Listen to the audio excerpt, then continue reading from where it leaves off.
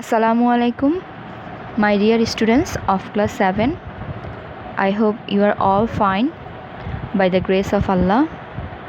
This is Jannatul Firdaus, Assistant Teacher English, Engineering University, Girls School and College. Welcome to our online class. This is new lecture 7 on translation. This is also a new topic. Previously, we have finished 60 appropriate prepositions, and today we are going to start another topic. You will get this topic from your advanced learners book by Chaudhry and Hussain, page number 192 to 193. তোমরা এর আগে appropriate preposition শেষ করেছো। তোমাদের এই appropriate preposition অর্থাৎ 60 যে 60টি appropriate preposition দিয়েছিলাম সেগুলো তোমাদের ফাইনাল এক্সামে থাকবে। তোমরা সেগুলো আবারও প্র্যাকটিস করে নেবে। আর আজকে এখানে নতুন একটি টপিক ট্রান্সলেশন শুরু করতে যাচ্ছি। এটি খুবই ইজি। ট্রান্সলেশন তোমাদের আনসিন থাকবে, তবে এতে ভয় পাওয়ার কিছু নেই, সব কিছুই সহজ থাকবে।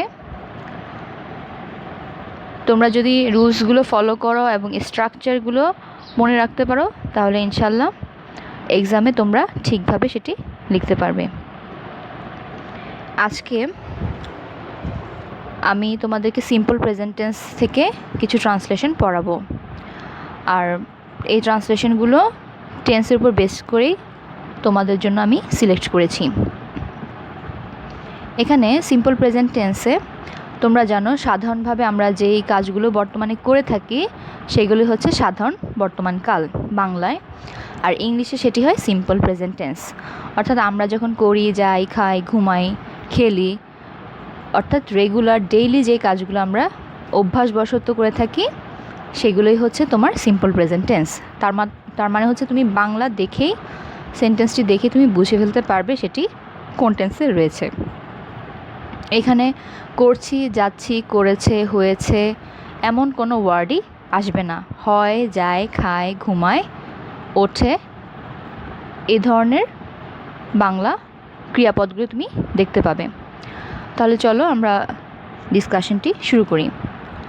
টু বি ভার্ব ও টু হ্যাভ ভার্ব ছাড়া ব্যতীত অন্যান্য সিম্পল প্রেজেন্ট টেন্সকে বাংলা চেনার উপায় হচ্ছে করি, করো, করিস, করে, করেন। আচ্ছা, এখানে টু বি ভার্ব হচ্ছে am, is, are, was, were. আমি যখন ক্লাসে তোমাদেরকে পড়িয়েছিলাম তখন তোমাদেরকে বিভিন্ন ভার্ব সম্পর্কে কিছু আইডিয়া দিয়েছি। আশা করি এখন তোমরা আবার তা মনে করতে পারবে। টু হ্যাভ ভার্ব হচ্ছে হ্যাভ, হ্যাজ, হ্যাড। তার মানে am, is, are, was, were, have, has, had এই ভার্বগুলো ছাড়া অন্যান্য প্রেজেন্ট টেন্সকে তুমি বাংলায় কীভাবে চিনতে পারবে? সেখানে তুমি করি, করো, করেস, করেন, করে এই ধরনের ক্রিয়াপদগুলি পাবে। আমরা তো কঠিনভাবে না বলে ব্যাখ্যায় চলে যাচ্ছি। তার আগে একটু স্ট্রাকচারটা এক নজর দেখে নিতে পারো। সাবজেক্ট অর্থাৎ শুধু সাবজেক্ট প্লাস মূল ভার্বের প্রেজেন্ট ফর্ম বসে, এরপর অবজেক্ট বসে, অথবা কখনো অতিরিক্ত কিছু থাকলে এক্সটেনশন হয়, আর যদি আবার কখনো কখনো কমপ্লিমেন্ট হয়। এখানে যদি subject third person singular number হয় তাহলে মূল ভার্বের সাথে এস বাই এস যোগ করতে হয়। এটি হচ্ছে তোমাদের একটি গুরুত্বপূর্ণ নিয়ম সিম্পল প্রেজেন্ট টেন্সকে যখন তোমরা ট্রান্সলেশন করবে। অর্থাৎ বাংলায় কোনো বাক্যে যদি লেখে যে সে, সাপোজ এখানে যদি বলে যে আমি খেলা করি, তাহলে তুমি এই বাক্যটি দেখা মাত্রই বুঝে ফেলবে সেটি সিম্পল প্রেজেন্ট টেন্সে রয়েছে। আমি খেলা করি, তার মানে এটা আমার অভ্যাস, এটা আমি বিকেলে করি বা সবসময় করি, এটা রেগুলার বা এটা আমার নিয়মিত একটি বা প্রাত্যহিক কাজের মধ্যে পড়ছে। আমি সাধারণভাবেই এটি করি, আমি খেলা করি, আমি কাজ করি। তো যখন এই ধরনের সেন্টেন্সগুলি তুমি পাবে তাহলে তুমি বুঝতে পারবে সেটিকে তোমার প্রেজেন্ট টেন্সে, সিম্পল প্রেজেন্ট টেন্সে ট্রান্সলেট করতে হবে। তো এখানে একটু তোমাদের চেনার উপায়টা বলে দিচ্ছি। ক্রিয়াপদের শেষে তোমরা অ, আই, ই, এ, এন, ও ইত্যাদি ওয়ার্ডগুলো, অর্থাৎ যেমন এখানে লক্ষ্য করো করি, করি বললে কিন্তু উচ্চারণের শেষে অর্থাৎ করো প্লাস ই, এভাবেই তো করি হয়। তাহলে তুমি রস্যই ই টানটি পাচ্ছ। তারপর যাই, এখানে সরাসরি আই বা ই এই ওয়ার্ডটি আসছে। তারপর দেয়, অয় বা আয়, হয়, অয়, যদি আমি এখানে লিখিনি কিন্তু এই ধরনের টান আসছে। ঘুমায়, এখানে আয় লিখেছি। তারপর গায়, আয়। খেলি, ই আবার আসছে। খেলে, খেলে, তার মানে এ আসছে। এরপর হচ্ছে খেলো, ও। খেলেন, তার মানে এন। এই ধরনের প্রোনাউন্সিয়েশন অর্থাৎ উচ্চারণগুলো তুমি এই ক্রিয়াপদগুলোর শেষে পাবে। এগুলো কিন্তু অন্য কোনো ওয়ার্ডের সাথে পাবে না, এগুলো কিন্তু শুধুমাত্র ক্রিয়াপদের শেষে এই ধরনের উচ্চারণগুলো আসলে তুমি বুঝে ফেলবে সেটি সাধারণ বর্তমানকালে রয়েছে, আর তোমাকে সেটি সিম্পল প্রেজেন্ট টেন্সে ট্রান্সলেট করতে হবে। যেমন করি, করি কার ক্ষেত্রে হতে পারে? ফার্স্ট পার্সনের ক্ষেত্রে, অর্থাৎ আমি, আমরা। আমি এবং আমরার সাথে করি বসবে। তুমি করি কি হয়? তুমি করি হয় না। সে করি হয়? হয় না। আমি করি, আমরা করি। যেমন আমরা খেলা করি অথবা আমরা কাজটি করি, আমি কাজটি করি। যাই, যাইও তোমরা লক্ষ্য করো ফার্স্ট পার্সনের ক্ষেত্রে হয়। আমি যাই, আমরা যাই। কিন্তু সে যাই কি হয়? সে যাই হয় না, বরং সে যায় হয়। তো এমন করে যাই, যায়, যান, এভাবে পার্সন অনুযায়ী ক্রিয়াপদগুলোরও রূপান্তর হয়ে থাকে। তো সাধারণ অর্থে যাই, যায়, করেন, যান, দেয়, দেন, হয়, দেন হচ্ছে ঘুমায়, ঘুমান, তারপর হচ্ছে গায়, গান। অর্থাৎ যখন পার্সন হবে সেই পার্সন অনুযায়ী তোমাদের এই ক্রিয়াপদটিও চেঞ্জ হয়ে যাবে। এখানে আমি কোথাও কিন্তু বলিনি করছি, করেছেন, করিয়াছিল, করলো। দেখো এই ধরনের কোনো শব্দই ক্রিয়াপদই এখানে ব্যবহার হয়নি। যেমন খেলে, এখানে কিন্তু আমি খেললো লেখিনি, খেলেছিলেন সেটিও লেখিনি। সাধারণ অর্থে খেলে, তারা খেলে, তুমি খেলো, তিনি খেলেন, আমি খেলি, আমরা খেলি। তার মানে এই ওয়ার্ডগুলি যখন তুমি ধরতে পারবে, বাংলায় এই ক্রিয়াপদগুলি যখন তুমি চিনে ফেলবে, তখনই বুঝতে পারবে যে তুমি অনেকটুকু পেরে গিয়েছো। তাহলে এই ওয়ার্ডগুলো থাকলে তোমরা সেটিকে সিম্পল প্রেজেন্ট টেন্সে নিবে। এখানে স্ট্রাকচার লিখেছি আমি, subject plus main verb V1। Simple present টেন্সের নিয়মই হচ্ছে সাবজেক্ট বসবে, তারপর যে মেইন ভার্বটি থাকবে V1 থাকবে, তার সরাসরি প্রেজেন্ট ফর্মটি আমরা পড়ব। তোমাদেরকে যেমন এক্সাম্পল আমি মুখে মুখে যদি বলি, আমরা জানি গো হচ্ছে যাওয়া, গো এর প্রেজেন্ট ফর্ম হচ্ছে গোই, গো। পাস্ট ফর্ম হচ্ছে ওয়েন্ট, দেন পাস্ট পার্টিসিপল ফর্ম হচ্ছে গন। তাহলে গো, ওয়েন্ট, গন, এর মধ্যে প্রেজেন্ট ফর্ম V1 ফর্মটি হচ্ছে গো। তাহলে আমরা যখন সাবজেক্ট বসাবো সেই অনুযায়ী গো অথবা গোস বসবে। দেন হচ্ছে যদি আমরা টু স্কুল কোথাও যাই তাহলে সেটি এক্সটেনশনে আসবে, সেটি কিন্তু অবজেক্ট নয়। তাহলে এখানে লক্ষ্য করো, সে প্রত্যেহ কোরআন পড়ে। তাহলে সে কি পড়ে? সে কোরআন পড়ে। এই যে সে কি পড়ে, এভাবে প্রশ্ন করে যখন তুমি অর্থাৎ সাবজেক্ট সে এবং ভার্ব পড়ে, এই দুটো ঠিক রেখে যখন কি দিয়ে কোশ্চেন করো বা কোনটি দিয়ে প্রশ্ন করো, তখন যে উত্তর পাবে সেটি হবে অবজেক্ট। তাহলে যে কাজটি করে সে হয় সাবজেক্ট, আর সে যদি কোনো কিছু খায় বা কোনো কিছু করে সে, এবং সেটি যদি তুমি প্রশ্ন করে উত্তর পাও, সেটি হবে তোমার অবজেক্ট। এটা তোমরা খেয়াল রাখবে, এটা আমি ক্লাসেও তোমাদেরকে বোঝানোর চেষ্টা করেছি। তাহলে সে প্রত্যেহ কোরআন পড়ে। তাহলে সবার আগে আমরা বের করব ভার্বটি কী আছে, সাবজেক্ট এবং ভার্ব। এখানে সাবজেক্ট হচ্ছে সে, তো তোমরা এখানে হি লিখতে পারো অথবা শিও লিখতে পারো। আর পরে হচ্ছে রিড, আমরা জানি পড়ার ইংলিশ অর্থটি হচ্ছে রিড, তো এখানে আমরা রিডস লিখব। এখন কথা হচ্ছে রিডস কেন লিখব? কারণ আমাদের সাবজেক্টটি লক্ষ্য করো সে, এটি হচ্ছে third person singular number he. এই কারণে আমরা প্রেজেন্ট ইনডিফিনিট টেন্সে ভার্বের সাথে এস অথবা ইএস যোগ করব। বেশিরভাগ ক্ষেত্রে এস যোগ হয়, আর কিছু কিছু ক্ষেত্রে ইএস যোগ হয়। এটা তোমরা আস্তে আস্তে ভার্বের চ্যাপ্টারগুলো খুলেই দেখতে পাবে। রিডস, এখন সে কী পড়ে? দ্য কোরআন। আর কখন পড়ে? ডেইলি পড়ে। তাহলে অ্যাডভার্ব, কখন, কোথায়, কীভাবে হলে সেগুলো অ্যাডভার্ব হয়, এবং সেগুলো লাস্টে বসে, আবার কখনো কখনো প্রথমে বসানো যায়। তাহলে তোমরা লক্ষ্য করলে দেখো এখন তোমাদেরকে যদি আমি পার্সন আর নাম্বারের কথা বলি, আমি ক্লাসে অনেকবার তোমাদেরকে লিখে দিয়েছিলাম বোর্ডে। পার্সন হচ্ছে first person, second person, third person, 3 ধরনের পার্সন রয়েছে। পার্সন মানে হচ্ছে ব্যক্তি। তাহলে এখন কত ধরনের পার্সন হয়ে থাকে? 3 ধরনের। ফার্স্ট পার্সন হচ্ছে আই, উই, অর্থাৎ আমি, আমরা। সেকেন্ড পার্সন হচ্ছে ইউ, তুমি, তোমরা। তুমি সিঙ্গুলারও যা ইংলিশে, প্লুরালও সেম, অর্থাৎ ইউই হয়।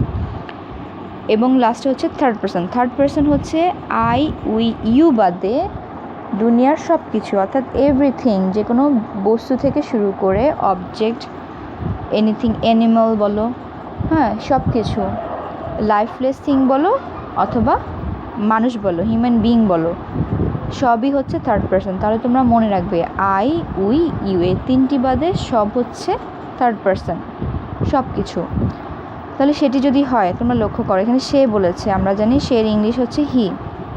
তাহলে এটি কি আই, উই, ইউ? না, এটি আই, উই, ইউ নয়, এটি থার্ড পার্সন অর্থাৎ হি।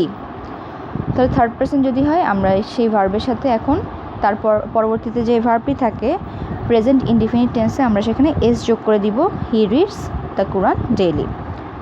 এর পরের এক্সাম্পলটি লক্ষ্য করো, সূর্য পূর্ব দিকে ওঠে। এখানে প্রথমে তোমাদেরকে বলবো সাবজেক্ট কোনটি, তাহলে তোমাদের উত্তরটি হবে সূর্য, অর্থাৎ কে ওঠে। এভাবেই তোমরা প্রশ্ন করবে কি ওঠে বা কে ওঠে। যেহেতু এটি কোনো ব্যক্তি নয়, বস্তু, তাহলে কি ওঠে হবে। হু, হোয়াট দিয়ে তুমি সবসময় ভার্বকে প্রশ্ন করলে যদি উত্তর পেয়ে যাও তাহলে সেটি হচ্ছে সাবজেক্ট। তাহলে কোনটি উঠছে বা কি উঠছে? সূর্য উঠছে, তাহলে সূর্যই হচ্ছে তোমার সাবজেক্ট। তাহলে আমরা লিখব দ্য সান। এখন কথা হচ্ছে ভার্ব হচ্ছে কি ওঠা বা ওঠে। ওঠে হচ্ছে রাইজ, তাহলে এখানে ভার্ব হবে রাইজ। এখন আমি তোমাদেরকে বলেছি আই, উই, ইউ এই 3টি বাদে সব কিছু যাই থাকুক না কেন সাবজেক্ট, সেটি হবে থার্ড পার্সন। আর এখানে থার্ড পার্সন হলে তারপরে তোমাদেরকে দেখতে হবে নাম্বার কোনটি, সিঙ্গুলার নাকি প্লুরাল, অর্থাৎ এক বচন নাকি বহু বচন, অর্থাৎ একটি আছে নাকি একের অধিক আছে, সেটি লক্ষ্য করতে হবে। যদি একটি মাত্র থাকে তাহলে সেক্ষেত্রেই তোমাকে এসটা যোগ করতে হবে ভার্বের সাথে। তাহলে দ্য সান হলে এখানে হবে rises, the sun rises in the east. Then আছে সামি রোজ স্কুলে যায়। সামি রোজ স্কুলে যায়, তাহলে লক্ষ্য করো স্কুলে যায়, যায়টি হচ্ছে তোমার বাংলার ক্রিয়াপদ, আর এটি যদি ক্রিয়াপদ হয় তাহলে সেটি হবে ইংলিশে ভার্ব, যায়। আমরা জানি যাওয়া বা যাওয়া অর্থ হচ্ছে ইংলিশে গো। এখন কে যায়?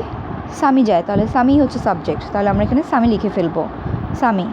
আর যাওয়া ইংলিশ আমরা জানি গো, তাহলে সামি গো হবে না গোজ হবে। এখন হচ্ছে এটা কথা, যেহেতু তুমি পরে, উঠে, যায়, গায়ে, করি, চিনি, ধরে এগুলি দেখেই বুঝতে পারছো প্রেজেন্ট ইনডিফিনিট টেন্সে আছে, তাহলে তোমার এখানে কোনো কনফিউশন থাকবে না। তুমি এটিকে প্রেজেন্ট ইনডিফিনিট টেন্সে ট্রান্সলেট করবে। আর এটি করার সময় সাবজেক্ট যেহেতু তোমার থার্ড পার্সন সিঙ্গুলার নাম্বার, সেক্ষেত্রে তোমাকে এস অথবা ইএস যোগ করতে হবে। গো এর সাথে শুধু এস হয় না, বরং ইএস যুক্ত হয়, তাহলে তুমি এখানে গোজ লিখবে, সামি গোজ। এখন সে কোথায় যায়? To school. আমরা জানি প্রিপোজিশন স্কুলের আগে টু বসবে, কোনো দিকে অর্থে হলে আমরা সেখানে টু বসাই, স্কুলের দিকে বা স্কুলে যায়, টু স্কুল। এখন সে কখন যায়? সে ডেইলি যায়, অর্থাৎ রোজ, তাহলে হবে ডেইলি। তারপরে এখানে লক্ষ্য করো মেয়েটি ভালো গান গায়। গান গাওয়া অর্থ হচ্ছে সিং, আমরা জানি সবাই। গাওয়া হচ্ছে সিং, ভার্ব, সিং হচ্ছে এখানে মেইন ভার্ব। তাহলে মেয়েটি, যেহেতু মেয়েটি ইংলিশ হচ্ছে দ্য গার্ল, তাহলে আমরা সেটি বসাবো। তাহলে কে গান গায়? মেয়েটি গায়, দ্য গার্ল হচ্ছে সাবজেক্ট। তারপর এখানে গান গাওয়া হচ্ছে সিং। এখন এটি যেহেতু থার্ড পার্সন সিঙ্গুলার নাম্বার, অর্থাৎ একটি মেয়ের কথাই বলা হয়েছে, তাহলে আমরা এখানে ভার্বের সাথে অর্থাৎ সিংয়ের সাথে এস যোগ করব, দ্য গার্ল সিংস। তারা এখন কিভাবে গায়, অর্থাৎ গানটি কেমনভাবে গায়? খুব ভালোভাবে গায়, অর্থাৎ ভালো গান গায়, তাহলে এখানে হবে ওয়েল। তারপর আছে আমি তাকে সাহায্য করি। আমরা জানি সাহায্য করা ইংলিশ হচ্ছে হেল্প, তাহলে সাবজেক্ট হচ্ছে কে সাহায্য করে? আমি করি। যেহেতু আমি করি তাহলে আই হবে সাবজেক্ট আই। সাহায্য করা ইংলিশ হচ্ছে হেল্প। কাকে করি সাহায্য? তাকে করি, তাহলে তাকে ইংলিশ হচ্ছে হিম। এটি হচ্ছে অবজেক্ট, সাবজেক্ট, ভার্ব, অবজেক্ট। এভাবেই তোমাদের একটি সেন্টেন্সটি গঠিত হয়ে থাকে। এটি হচ্ছে বেসিক স্ট্রাকচার একটি মৌলিক স্ট্রাকচার, গঠন একটি সেন্টেন্সের।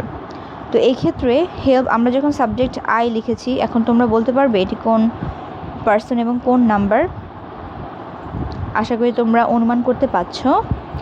আই হচ্ছে ফার্স্ট পার্সন সিঙ্গুলার নাম্বার।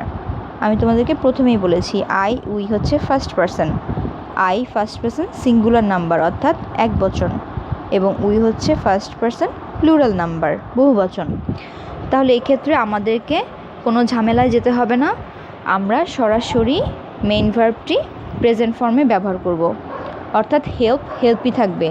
এখানে আমরা এর কোনো পাস্ট অর্থাৎ হেল্পড, হেল্পস এসব কিছুই লিখব না। কেন লিখব না? কারণ প্রথম কথা হচ্ছে এটি প্রেজেন্ট ইনডিফিনিট টেন্সে আছে। সেটি আমরা কীভাবে বুঝবো? আমরা করি দেখেই বুঝে ফেলবো। এখানে করছি, করলো, করেছেন, করবেন এমন কোনো ওয়ার্ড নেই। সাধারণ অর্থে করি, যাই, খাই, হ্যাঁ, রেগুলার যে কাজটি করি, অর্থাৎ আমি সবসময় তাকে সাহায্য করি, এই যে এই কথাটি বলেছেন তখনই আমরা বুঝে ফেলবো এটিকে আমাদেরকে সিম্পল প্রেজেন্ট টেন্সে ট্রান্সলেট করতে হবে। আর তখন সেটি আমরা সরাসরি ভার্বের প্রেজেন্ট ফর্ম অর্থাৎ V1 ফর্মটি ব্যবহার করব। তারপর আমরা লক্ষ্য করব সাবজেক্ট কি কোন পার্সন দিয়েছে, কোন নাম্বার দিয়েছে, সেই অনুযায়ী প্রয়োজন হলে আমরা এস বা ইএস যোগ করব। আর যদি ফার্স্ট পার্সন সেকেন্ড পার্সন হয়ে থাকে সেক্ষেত্রে আমাদেরকে কোনো এস বা ইএস যোগ করতে হবে না। নেক্সট লক্ষ্য করো, আমরা তাকে চিনি, আমরা বলেছে, তার মানে এখানে সাবজেক্ট আছে উই। চিনি, কাউকে চেনা হচ্ছে নো, জানা বা চেনা হচ্ছে নো, তাহলে উই নো হবে, ভার্ব হচ্ছে নো। দেন হচ্ছে কাকে চিনি, তাকে, তাহলে তাকে হলে হবে হিম, উই নো হিম। এখানে নো হচ্ছে মেন ভার্বটি, মেন ভার্বের প্রেজেন্ট ফর্ম বসেছে, আর এখানে কোনো এস বা ইএস যুক্ত হয়নি, কারণ সাবজেক্ট ছিল কোনটি? তোমরা কি অনুমান করতে পারো? Can you guess? Yes, I think you are right. এটা হচ্ছে first person plural number. First person হলেই প্রেজেন্ট ফর্মে তোমাদেরকে কিচ্ছু করতে হবে না, অর্থাৎ প্রেজেন্ট ফর্মের ভার্বের সাথে তোমাদেরকে এসিএস যোগ করতে হবে না, সরাসরি সেটি বসবে। তাহলে চলো আমরা পরের এক্সাম্পলগুলো খুব দ্রুত একটু করে যাই। আব্বা ও আম্মা আমাকে ভালোবাসেন। ভালোবাসা ইংলিশ হচ্ছে লাভ, আমরা সবাই জানি। আর এখানে লক্ষ্য করো আব্বা ও আম্মা, এখানে কিন্তু দুটো সাবজেক্ট রয়েছে, তাহলে আমরা চোখ বন্ধ করে যখন আমরা লাভ লিখবো সেখানে কোনো এস যোগ হবে না। ভালোবাসেন, ভালোবাসেন নিশ্চয়ই একটু এই সময়ের জন্য না, বরং সারা জীবনই তারা আমাদেরকে ভালোবেসে যাবেন। এটি একটি চিরায়ত সত্য ঘটনা, সব মা বাবাই সন্তানকে ভালোবাসে। তাহলে my father and mother love me, এখানে দুটো সাবজেক্ট রয়েছে, অর্থাৎ ফাদার অ্যান্ড মাদার দুটো হওয়াতে এখানে প্লুরাল হয়ে যাওয়াতে সেখানে আমরা এসিএস যোগ করব না। থার্ড পার্সন প্লুরাল, দুটোই third person but plural number. Jamal Kamal মাছ ধরে, আমরা জানি মাছ ধরা ইংলিশ হচ্ছে ক্যাচ। এবং এখন হচ্ছে তোমরা লক্ষ্য করবে সাবজেক্ট কি আছে, জামাল কামাল, তাহলে দুটো রয়েছে, তার মানে সাবজেক্ট হচ্ছে plural, third person plural number. এখানে সরাসরি আমরা ক্যাচ বসাবো, আর তারা কি ধরে? মাছ ধরে, ফিশ। বালকগুলো মাঠে বল খেলে, the boys play football in the field. তাহলে বয়েজ হচ্ছে আমরা জানি থার্ড পার্সন, বয় হচ্ছে থার্ড পার্সন, বয়েজ হচ্ছে প্লুরাল, তার মানে বোঝা যাচ্ছে এটি হচ্ছে থার্ড পার্সন প্লুরাল নাম্বার, বহুবচন। আর সেক্ষেত্রে খেলা ইংলিশ হচ্ছে প্লে, এখানে কোনো এস যোগ হবে না, প্লে হবে। তারা কি খেলে? ফুটবল খেলে, তাহলে প্লে ফুটবল কোথায় খেলে? In the field. Popy ludo খেলে, এখন লক্ষ্য করো লুডো খেলে, খেলা ইংলিশ আমরা জানি প্লে। এরপর হচ্ছে সাবজেক্ট হচ্ছে পপি, এখন পপি এখানে কয়জন? একজনই, তাহলে third person singular number. Popy, খেলা ইংলিশ হচ্ছে প্লে, আর যেহেতু থার্ড পার্সন সিঙ্গুলার তাই আমাদেরকে ভার্বের সাথে এই প্রেজেন্ট ইনডিফিনিট টেন্সে একটি এস যোগ করতে হবে, প্লেস। তারপর হচ্ছে লুডো। পাখিরা আকাশে উড়ে, এখন লক্ষ্য করো পাখিরা থার্ড পার্সন, কিন্তু এখানে এটি হচ্ছে প্লুরাল নাম্বার, তাই আমরা এখানে ওড়ার সাথে অর্থাৎ ফ্লাই এই ভার্বটির সাথে কোনো এসিএস যোগ করব না, সরাসরি ফ্লাই হবে, birds fly in the sky. Then আছে লোকটি ফল বিক্রি করে, দ্য ম্যান সেলস ফ্রুট। এখানে যেহেতু বিক্রি করা ইংলিশ আমরা জানি সেল, আর লোকটি বলেছে তাহলে দ্য ম্যান, আর এখানে সে একজনই রয়েছে থার্ড পার্সন সিঙ্গুলার, তাহলে আমরা এখানে ভার্বের সাথে এস যোগ করতে হবে। সেলস হোয়াট, সে কি বিক্রি করে? ফ্রুট, তাহলে দ্য ম্যান সেলস ফ্রুট, লোকটি ফল বিক্রি করে। তারপর আছে পৃথিবী গোল, দ্য আর্থ ইজ রাউন্ড।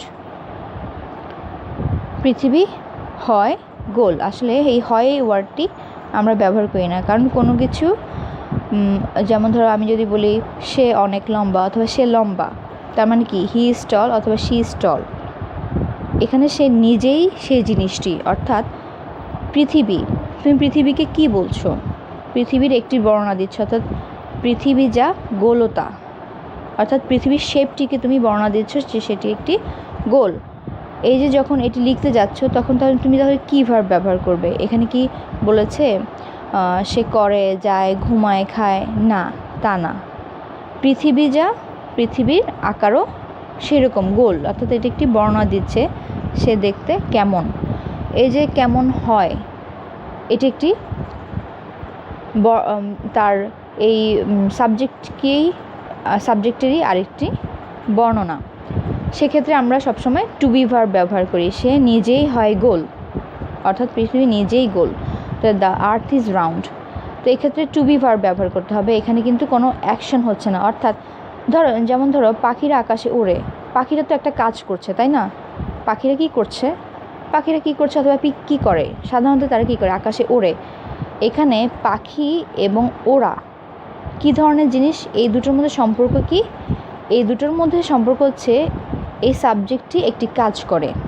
কিন্তু এখানে লক্ষ্য করো পৃথিবী গোল, এখানে কি পৃথিবী কোনো কাজ করছে? গোল করে কোনো কাজ করছে না, বরং পৃথিবীরই একটি বর্ণনা চলে আসছে। এটা বললেই আমরা বুঝতে পারি পৃথিবীটি দেখতে কেমন।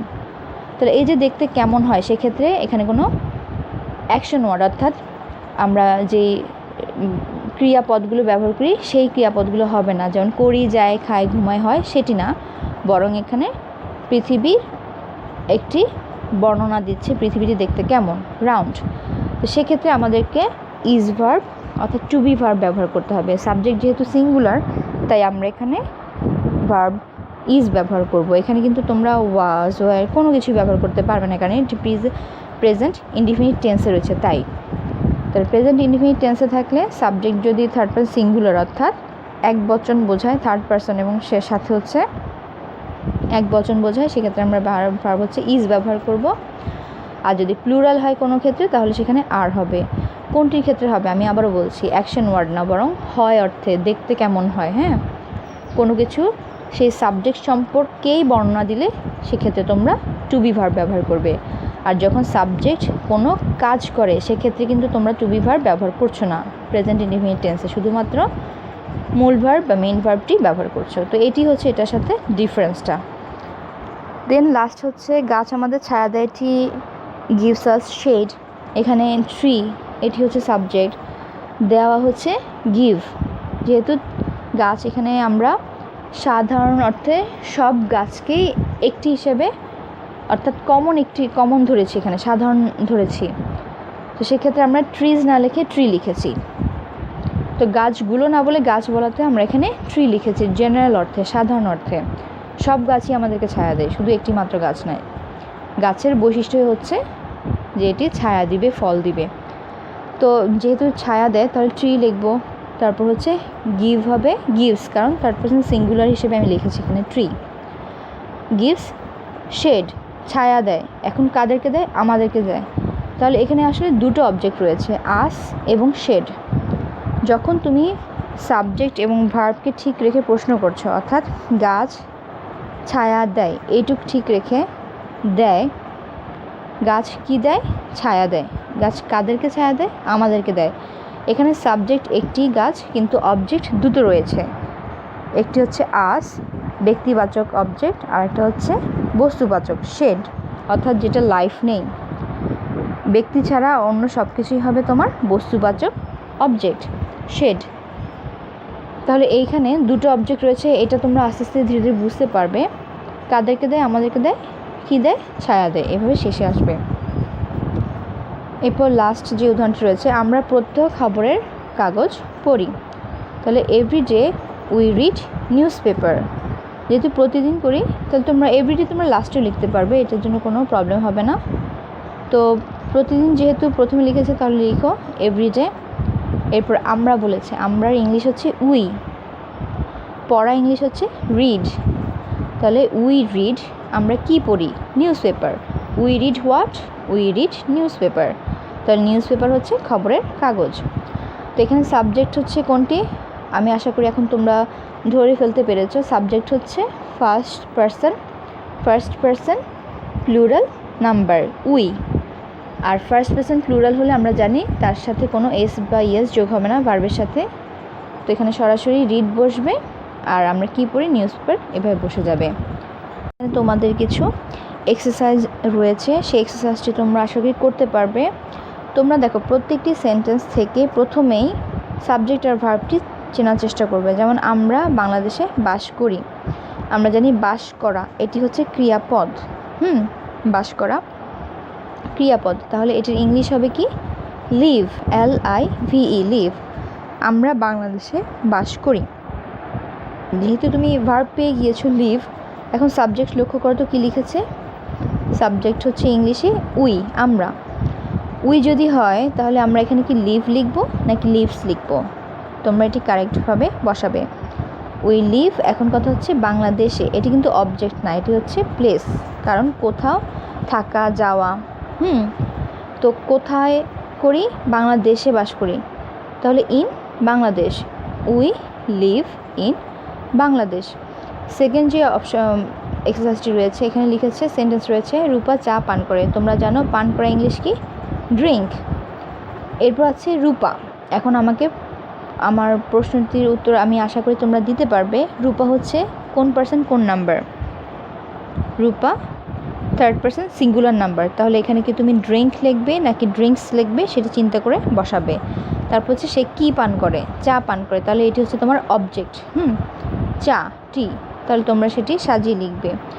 তো আশা করি 3 থেকে 16 পর্যন্ত, 1 থেকে 16 পর্যন্ত তোমরা এই এক্সারসাইজটি কমপ্লিট করে রাখো। এরপর আমি তোমাদের নেক্সট ক্লাসে সলিউশনটা দিব। তোমরা সেখান থেকে আশা করি চেক করে মিলিয়ে নিবে এবং ভালোভাবে আবারও আগের যে লেসনটি পড়িয়েছি আজকে সেটি প্র্যাকটিস করে নিবে। So that's all for today. Thank you so much for watching this lecture. I hope you will prepare your lesson properly. Till my next lecture, stay safe, stay home. Allah Hafiz.